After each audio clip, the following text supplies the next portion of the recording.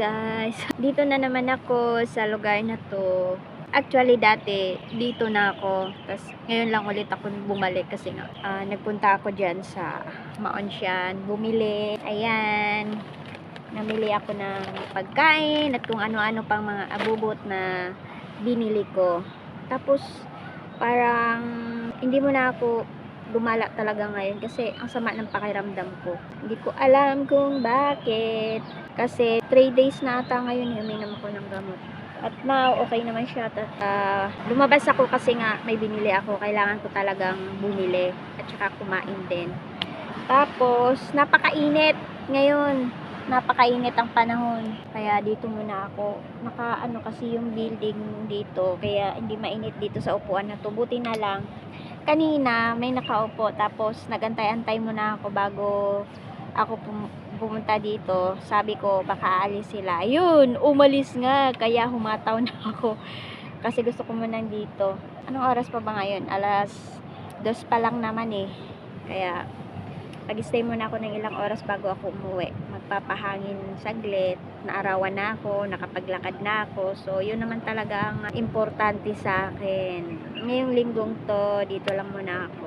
Magpapaano sa aking nararamdaman. Oo guys, kasi ang hirap eh. Ngayong linggong to parang ano yung katawan ko. Kaya gusto ko munang magpahinga. Siguro sa init dahil malamig yun, 'di ba? Tapos ngayon mainit na.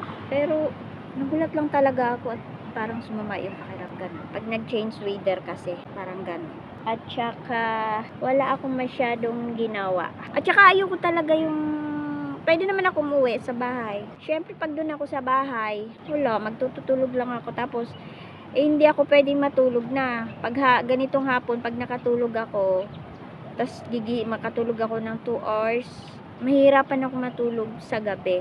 Kaya mas pinipili ko na hindi matulog sa hapon. Tsaka tanghali na ako gumising kanina para naman masulit yung tulog ko. Kasi kung hindi mo talaga susulitin yung tulog mo, sasakit yung mata ko, sasakit lahat ng ulo ko. Kaya yun. Kasi nagkaka-sign of aging na tayo eh. O napakainit guys, so mainit. Kaya hindi mo na ako nag-aano doon.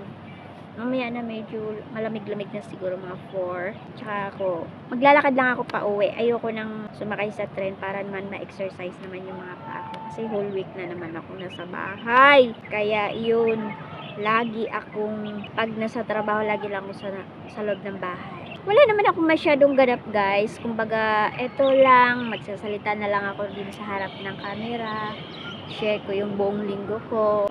Ganon, kung may share man ako. Pero sa tingin ko wala kasi parang nakakatamad talaga pag may nararamdaman ka. Yun, siguro wala, ganun talaga eh. Hindi natin maano yung ano. Basta yun lang yung maibahagi ko guys. Kasi ano, tsaka yung view naman, makikita nyo naman yan diba? Tignan nyo na lang yung view.